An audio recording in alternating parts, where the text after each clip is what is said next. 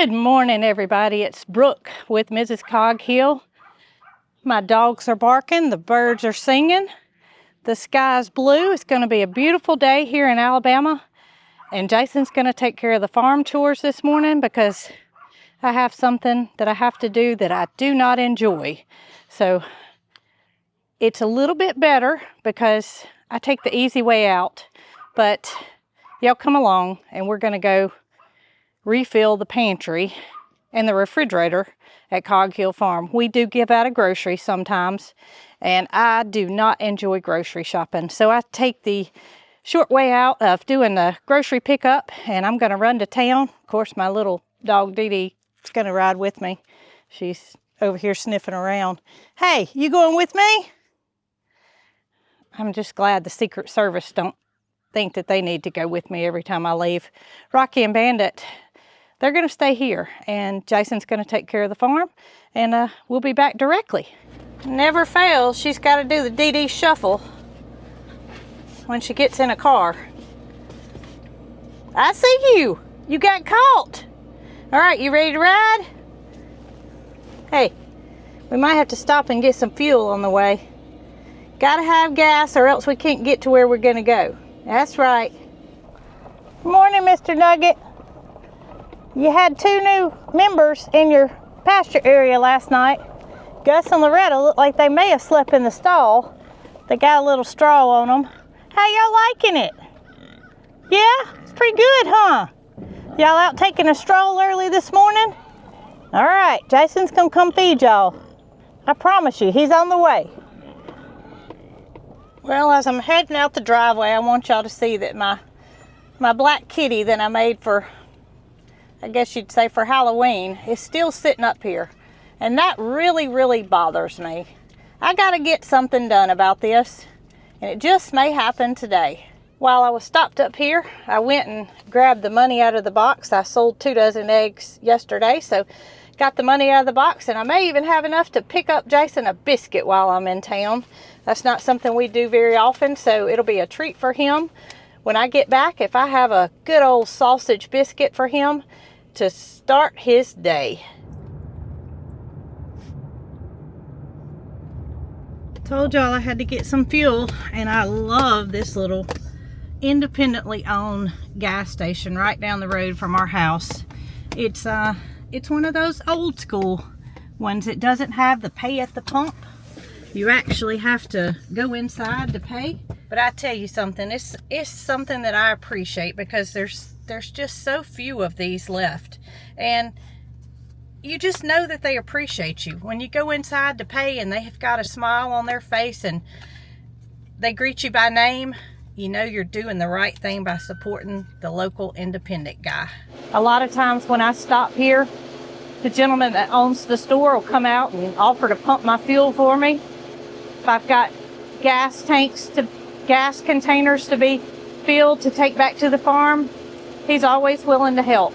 Now, he does have employees that help him out on the inside of the store, and I don't think he's going to be here today, because if he was, he'd run out here and try to help me.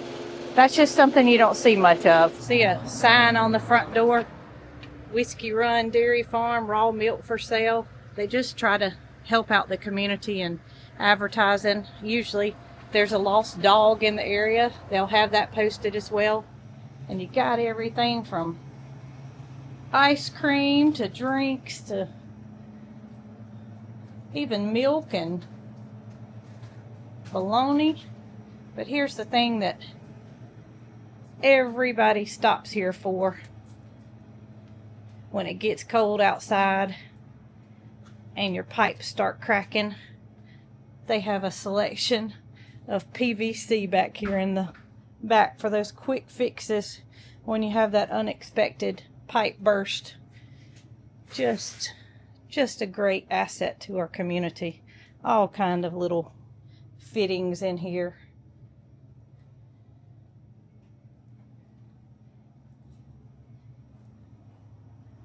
I don't even think I knew this was here. A nut and bolt display on the side. A little bit of everything. I'm gonna get my gas paid for and get on out of here. Hey, Dee Dee, you can't sit right there, girl. I know you wanted to see me when I went in the store and paid for the gas, but you're going to have to move over into your seat while we drive, okay? This is just your lookout. You can look out when we get stopped again. Yeah, you like to look, don't you? Get in your seat, girl. Let's get you fastened in. There you go. All right, on the way. And this is also the same little store that we fill up the tank that's in Esso for our diesel fuel. You can see that tank right there holds off-road diesel fuel. It's dyed red, so if you get stopped by an officer and you have a diesel vehicle, you better not have red dyed fuel. That is for off-road only.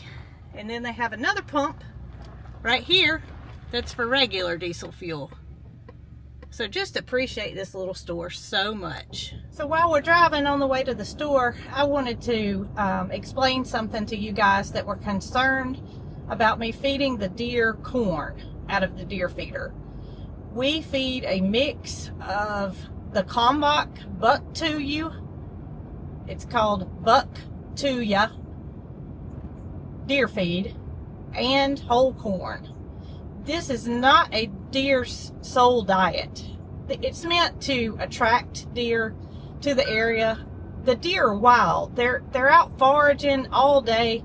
This feeder spins for 10 seconds and lets that corn feed mixture out onto the ground. It's in no way is it their sole diet. I had several of you reach out to me and say that corn's bad for deer. I don't have a high fence area that I'm raising deer, and I just wanted to explain that that is in no way, shape, form, or fashion the deer's diet. It is just a treat in a very small amount. So while I was thinking about it and driving, I just thought I would discuss that with you guys and let you know that I'm not feeding 50-pound sacks of corn on the ground. It just is a very minimal 10-second spin that allows that feed and corn to go on the ground. They're more interested in the green field than they are the corn. So just wanted to clear that up.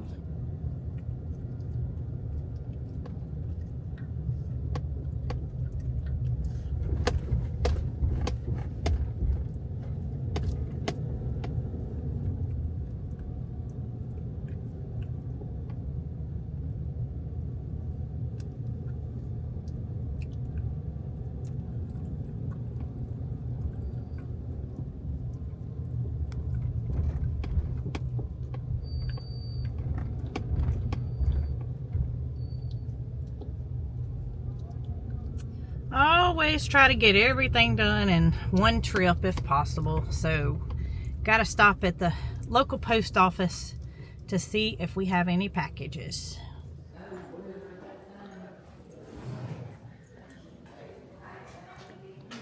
Here we go.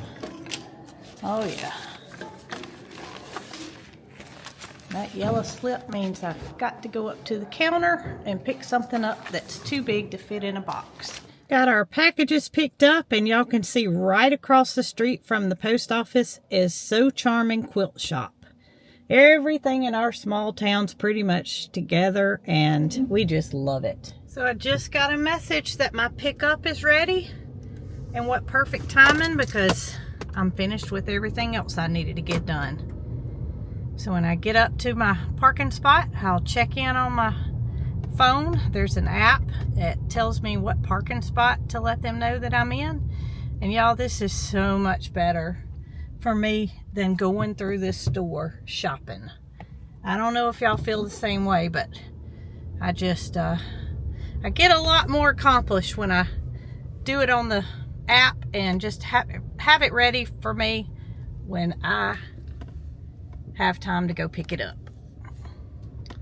So parking spot number 4. Let's see here. Gonna get checked in. It says I'm on my way, but I'm not on my way. I've parked. Parking spot number 4. My car is green. Save the information. Got it. We'll be out shortly. So if y'all don't take advantage of pickup, whether your grocery store be Walmart, Publix, whatever, they probably offer it. It's a good way to stay out of stores this time of the year when sickness is starting to spread. Guess what, girl? We got our groceries all loaded up. Now it's time to go home. Well, one last stop. Gotta get your daddy, Mary Carl, some breakfast. I may even grab me something. Be a treat for all of us today, right? You can have a bite. Last stop. A little bit of breakfast before we head home, Dee Dee.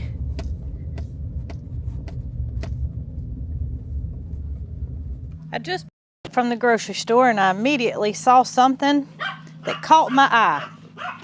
Not only are the dogs barking because I just pulled back up in the driveway, but y'all look at Rocky. It looks like you picked up something on your journey this morning, and it almost appears to be dangerous. You've really done it there. All right, buddy. I'm gonna get some scissors and get that cut out of you. Your brother's telling you it's gonna be okay. I see y'all are wet. So here I'm coming to your rescue. Stay here. Stay here. I don't think you can go very far. You got a 6-foot stick in your tail. I'm not gonna hurt you. I know. There we go. I know you're glad I got home when I did, aren't you? I tell y'all the truth. Gidget, my other Pomeranian, besides Dee Dee, she never stops barking. She never stops.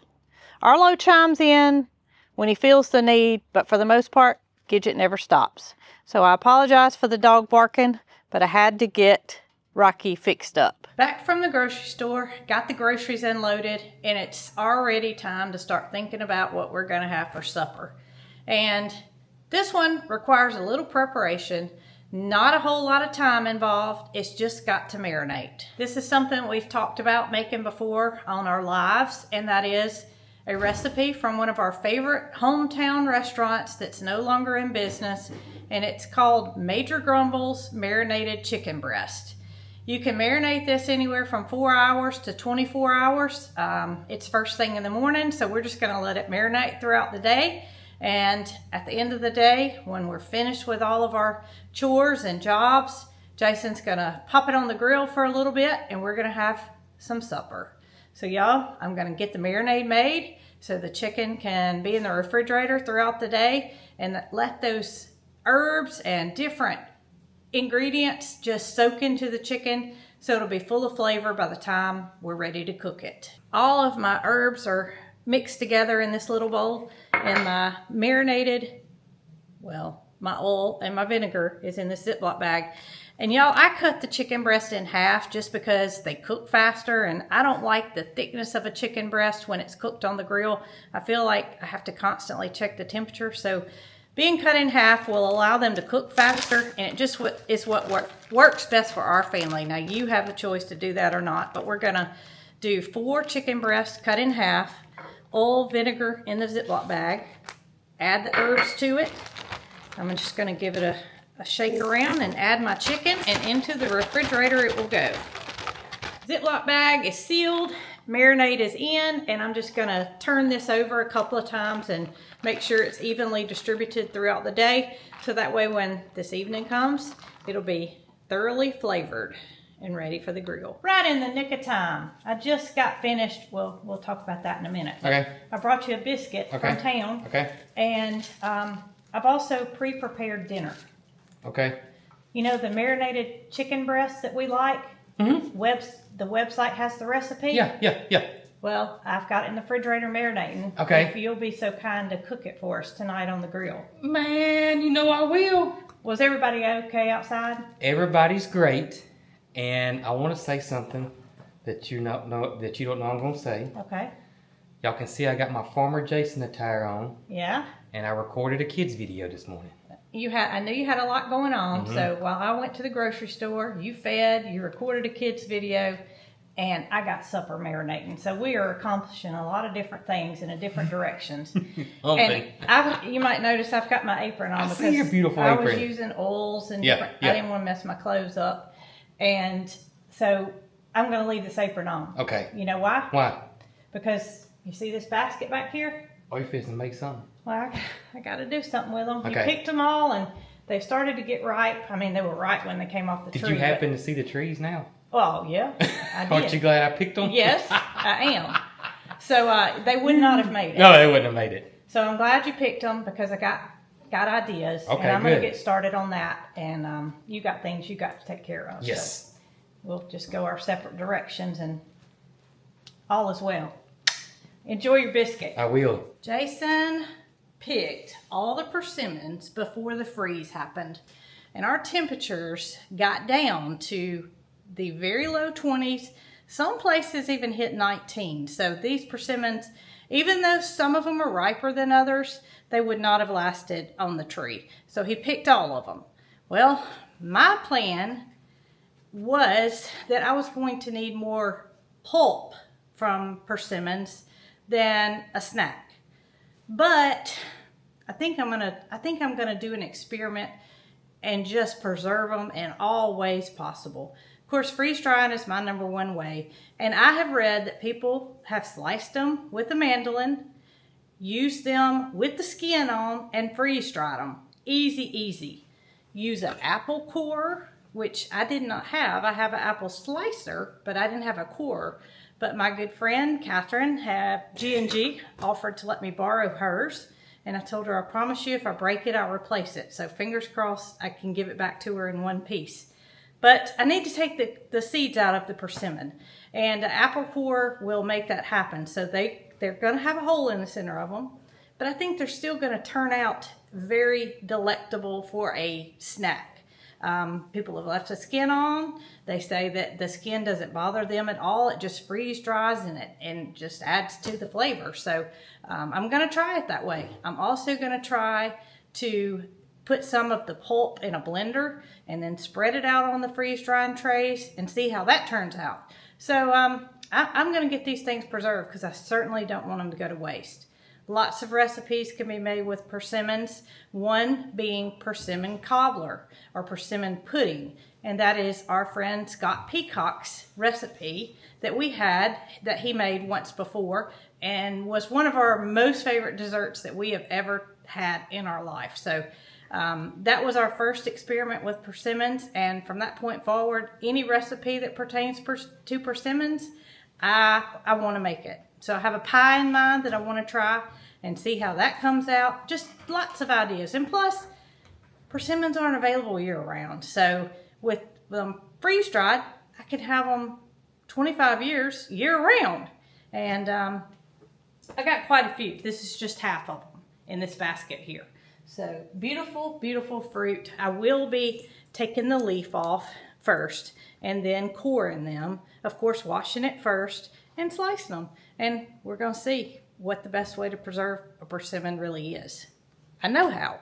In my stomach. That's the best way to preserve it. So they make all kind of accessories for the Harvest Right freeze dryer. And one of my favorite things that I recommend, besides having an extra set of trays, is these silicone mats. Now, the silicone mats can be, of course, washed. And they go in the bottom to, you could use parchment paper, but you have to cut the parchment paper to exactly fit. And these are relatively inexpensive, can be used over and over again. And when you have things such as persimmons that are a fruit that lets out some sugar, they have a tendency to stick to the bottom. With these silicone mats, they don't stick at all, so I don't anticipate any problems with freeze drying the persimmons. But I am going to use the mats for this process. So before we get started, I cut one of the persimmons open because some of you may have never seen what the inside of a persimmon looks like. Now, we have a wild variety that grows here in Alabama, and it is an astringent variety. It will turn your mouth inside out, even if it's ripe. It will turn you inside out. This is the non-astringent version.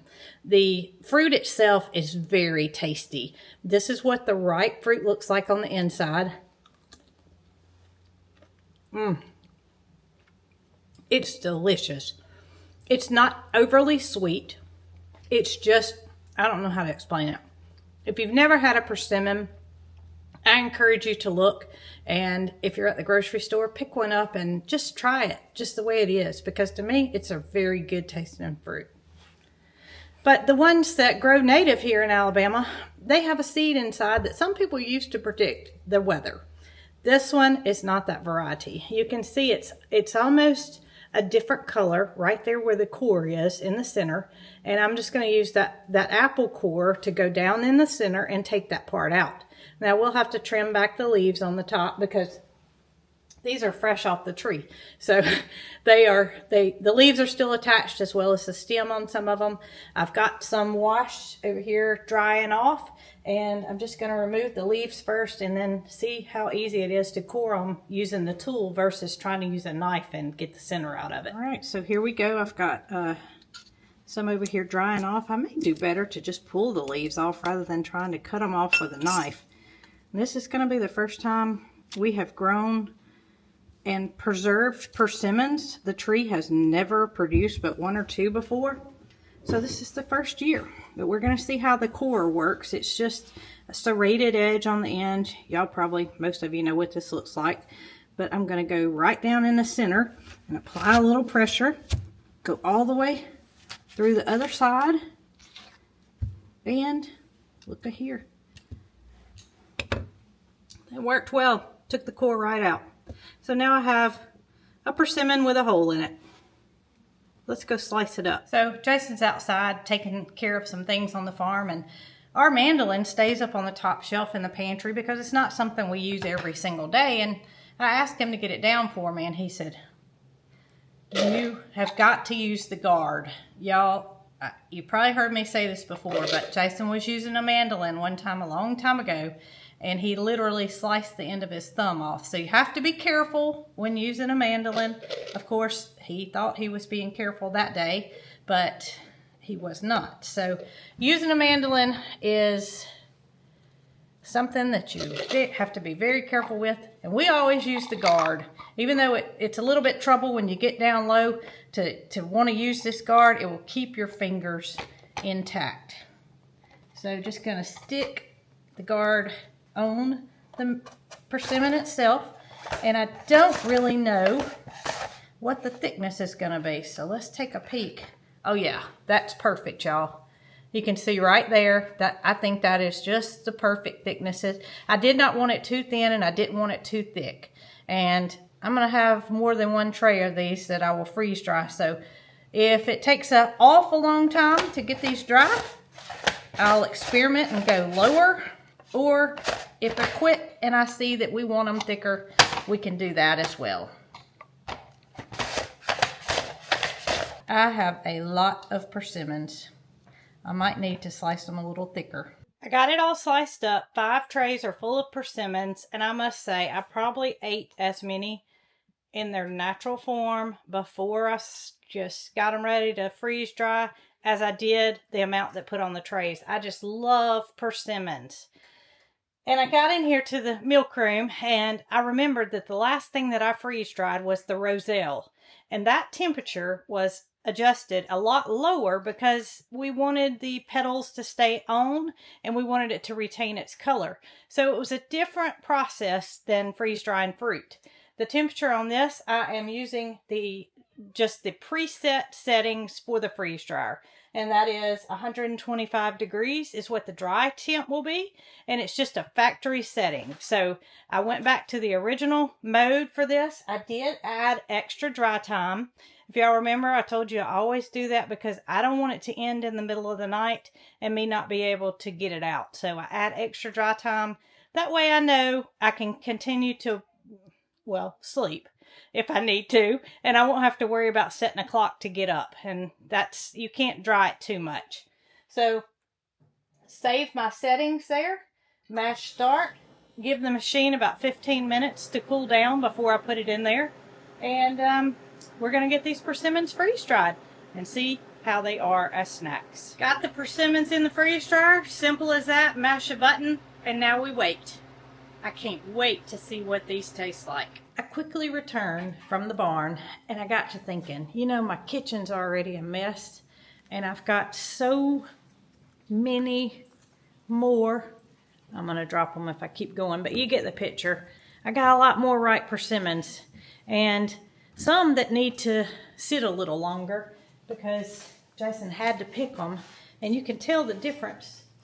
And let's say this one that is not quite as ripe as what we'd like. And then this one, I don't know if the color's showing up on camera, but this one's super ripe. This one's not quite there yet. And I've got probably, let's see, I'd say 20 that I need to do something with. And I told y'all I wanted to make some persimmon pulp. And what better way to do that than by putting it in the blender? So I went ahead and did a test batch, because my thoughts were, I don't mind eating it with the peeling on. To me, the peeling, you can't even tell it's peeling. So if I put some in the blender and I puree it, will you be able to even know that there's a peel there? Because a lot of the peeling contains the nutrients, correct? And these were grown organically, so I know if I wash them, then, you know, they're safe for us. They don't have any chemicals. So I'm going to use them with the peel on. And all I did was wash them off, core them just like I did when I sliced them up. And I did cut them a couple of times into quarters, put them in my blender, and here we go. I pureed all the persimmons that were ripe. And look, I don't know if y'all can see how big this bowl is, but it's up to here. So that's a lot of persimmon puree. Now, I do plan to use some of it fresh, and I do plan to freeze dry some of it. So I can see how it does when it's preserved, and also how well it does at making pies. I have a feeling it's going to be wonderful. All right, y'all, it's the next day in the morning, and I must say this is one of the fastest items I've ever completed freeze drying. I thought since it was a fruit, it would take a bit longer. Glad I added the extra dry time, because it completed its process in about 10 hours, I guess. So Jason is at home, and I told him just wait right there, because I'm going to grab these persimmon slices out of the freeze dryer, take them home, let him taste them, and return with 4 or 5 trays of pulp that I made last night. So let's cancel this, because it was extra dry time, and I don't want it to defrost because I'm coming right back. So I do have to open this valve, which makes a loud noise. You might see a kitty cat run. And I gotta tell y'all, I'm not gonna tell Jason I tried one, so y'all don't say anything. Okay, new favorite. Let's see what Jason has to say about it. I'm sorry I was talking with my mouth full, but these are good. They're really good. Left my lids in here. Really good. One more. He'll never know.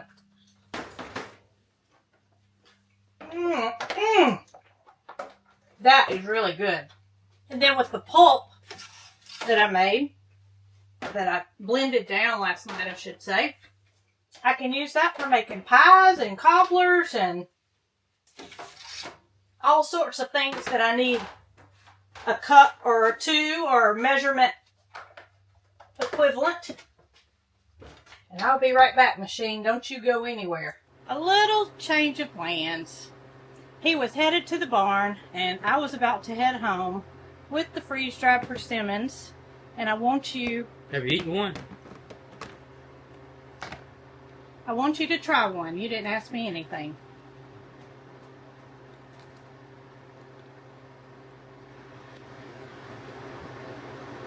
That's really good. That's one of my favorite things. So I'm going to spill the beans. I said I wasn't going to tell you I tried one. But I really like it. The flavor is more enhanced with it being freeze-dried, don't you think?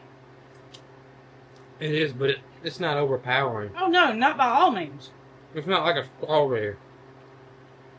I already talked with my mouth full, so... It's not like a strawberry. Not like a strawberry.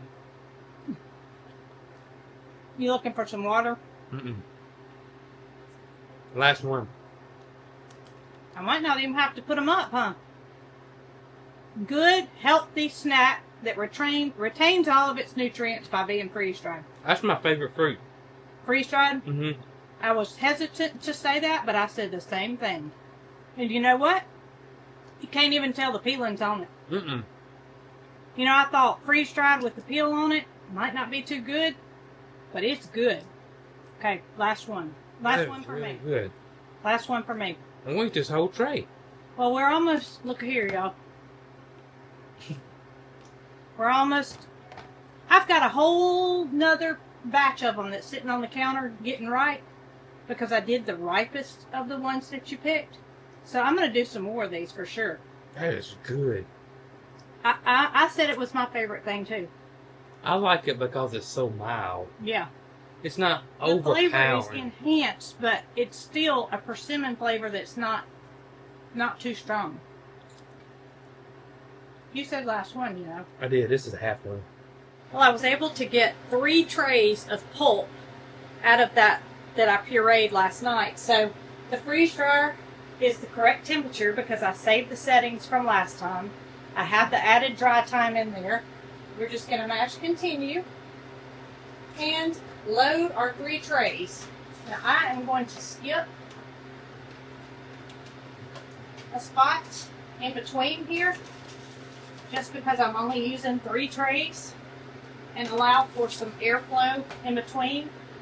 You don't have to do that, but when I have not a full machine, I just like to space them out instead of putting 3 in a row. So we'll see how this turns out. If it's as good as the ones that were in rings for snacks, for use in pies and smoothies and whatnot, those persimmons were a good plant for Jason to get planted. Well, it's the end of the day and I'm headed to the barn to put everybody up for the night, make sure everybody's fed and tucked in, and gonna check on the persimmons that are freeze dried as pulp, see if that might be coming to an end, and just make sure everybody's okay for the evening. It does get a bit chilly here the later part of the day, as I'm sure it does most everywhere now. My little dog, she's coming just as fast as she can, trying to catch up with me. I got horses whinnying. I bet if we listen real hard, we'll hear a cow mooing, maybe even a donkey braying, or a pig squealing. Don't say that too loud. I can hear the freeze dryer still running, so that's a good sign. And these girls they're making their way up higher. As the sun's starting to go down, by the end of the night, they'll be all across the rafters. All right, girls, y'all be careful. All right, y'all, so we're on our extra dry time, which means I can take it out, providing it feels dry when I remove it. And I'm gonna get everybody's feed prepared, and we'll get this persimmon freeze-dried pulp out before I head back to the house. Came out here to get started gathering animals' feed, and I found something I had to show y'all. Guess who those belong to? Just guess. I think I'll take those home with me as a surprise and just pack them away until he wonders where his sunglasses may have went. Strange things are happening here on the farm. Y'all can see it's almost sunset. The cows are up here. Matilda, she's kind of hit or miss whether she comes in the evening. She'll eventually come up here, but right now she's entertaining that hay bale. But look at here, Willie and Reska out in the pasture, not waiting to come in where they are every single evening. Don't know what's going on with them, but hopefully they'll make their way up here while I get these other animals fed and put up for the night. Are y'all ready? Topper, you gonna sleep there tonight, buddy? I'm sure it's nice and cozy, but I got you a nice bed in this stall. All right, let's see. Y'all, this is so chaotic. And it's not that the animals don't get along. It's nothing to do with that. It's the goats. The goats are chaotic. And I'm gonna try to show y'all a little bit of this chaos if the camera doesn't get knocked over. And we always have to fake it. We always have to act like we're going to this trough and come over here and then come back. And y'all see I still got it. A little bit in that one. All right, honey, you don't belong in here. A little bit in this one. Come on, honey. Oh my goodness. A little bit in this one. Everybody split up. Tip's always the leader. Come on, baby, you know you don't belong in here. Atta girl, go on out. Exit. That's the exit. Yes, ma'am. Good girl. Everybody in their places. I think these boys know where they're supposed to be. Do y'all know where you're supposed to be? I got y'all's food prepared. I just gotta go get it. I don't have it yet. This is goat feed. Yep. This is goat feed, boys. There's one. Hey, Willie. I got your food soaking. It'll be ready once your friend Raska gets over there. We've had to play a little musical chairs with the donkeys because they didn't want to eat down by Gus and Loretta. They always do this. They always try to eat out of the same bucket, even though there's 2 buckets. On to the baby emus. Too bad we didn't catch that on camera. Y'all two were playing hard. Look at there. Willie and Reska, Moody, Mildred, Tater, Little Man, and here comes Matilda. And we're giving Gus and Loretta a little bit of feed at night, just so they feel like they fit in. And of course, Nugget's food is over here as well. All right, we're gonna close up Snow White and her dwarfs. And Nugget's food is hanging in the bucket.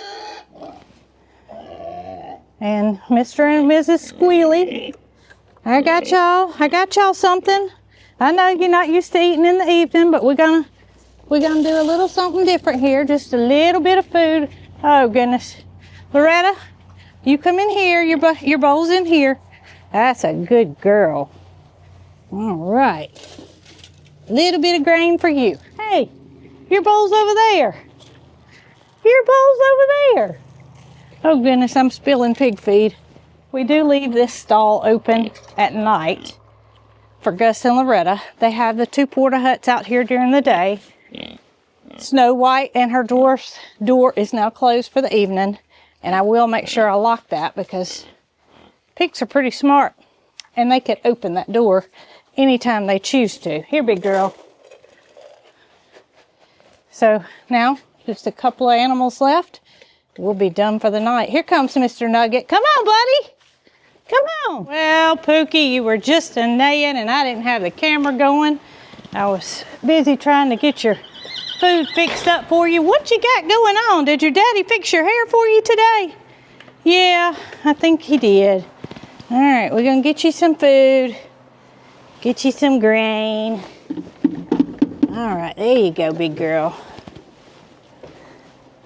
And we're gonna get your door shut for the night. And that way the big horses will have access to 2 pastures. Let's get the electric fence taken down and hung up without touching it. Boy, it's gonna be better when we get y'all moved to your permanent spot. Look at that beautiful sunset. And Willie, I don't know if y'all can see his silhouette or not, but beautiful sight. Miss Reska. All right, everybody. Y'all split up. Everybody split up. Watch out, Moody. And then Matilda, come on, baby, come on down here. I got your bucket. She knows that she's the lowest on the totem pole, and therefore she always gets fed separately. But boy, doesn't she look good. She looks really good. All right, girl, enjoy your supper. So we have the 2 hay feeders inside the area where Pookie is, Pocket. And we can't let Pocket have access to hay all the time because she's a mini and she has known to have some stomach issues in the past. So we ration her hay out. But as for the big horses, they get hay in the stall at night every evening before we get ready to close them off. All right, the chicken is ready. And man, oh man, oh man. It's fabulous.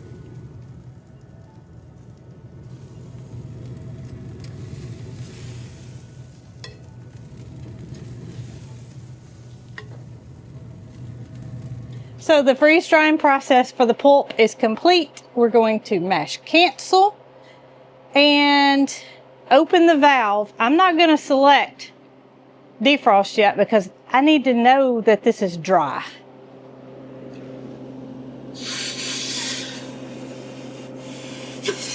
All right, so I should be able to open the door, look at the product. I did wash my hands.